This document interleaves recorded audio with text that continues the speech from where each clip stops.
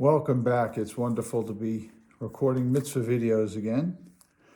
This morning we are going to finish up our positive commandments with positive commandments number 76 and 77 dealing with Amalek. And then next time we're going to start on the negative commandments. Okay, let's take a look inside. Mitzvah 76 and 77. It is a positive commandment to remember the action Amalek took against us. As scripture says, remember what Amalek did to you.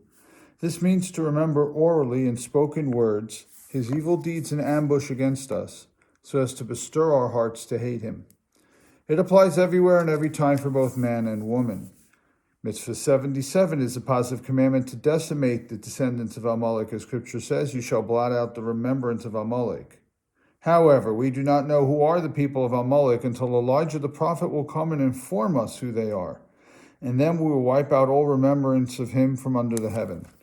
May Hashem grant us to see the arrival of Elijah the prophet and our righteous Messiah speedily in our time. Amen.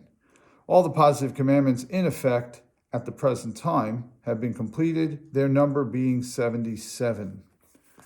Okay, this is a very challenging mitzvah.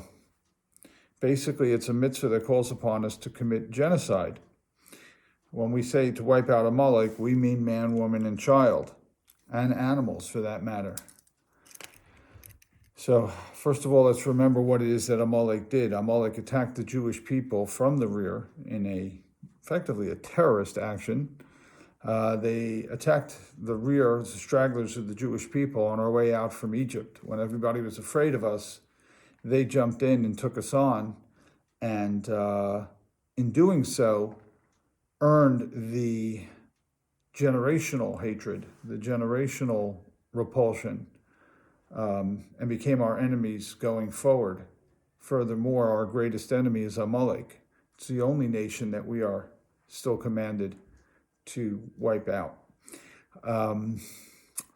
This raises the question of whether there is such a thing as a society that is so corrupt that it can't be redeemed in any way. And that's essentially what we're saying about Amalek, is that Amalek is so rotten to the core in terms of their atheism, in terms of their anti-God position. They are so stark, so verbrent about it, that there's really no hope that they're going to reverse and change. The question as to who Amalek is an annual question that every year around about this time, the Shabbos before Purim, we remember Amalek. And we do so by reading some verses from the Torah about Amalek and the mitzvah to wipe out Amalek. That's how we remember it. And that's known as Shabbos Parshas Zachor, the Shabbos of the Torah reading of Zachor, of remembering that which Amalek did to us. So that's how we remember it. And each year on that Shabbos, rabbis get up and, it's their job to have somebody be a stand-in for Amalek. Who's Amalek this year? Who's the ultimate enemy of the Jewish people in any given year? The reality is, as I've spoken about from the pulpit before, I find this to be an irresponsible thing to do, simply because from a halachic point of view, whoever it is that you're pointing the finger at, you now have an obligation to kill man, woman, and child. So I wouldn't be necessarily pointing fingers so quickly.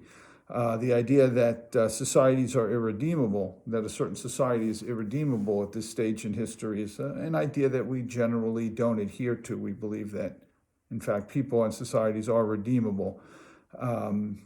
As for Amalek, again, as the Chafetz Chaim says, when God, via the messenger Elijah the prophet, who is the harbinger of the Messiah, if God tells us who it is, so then we can act upon it. Otherwise, we shouldn't be pointing fingers at people and saying they're irredeemable.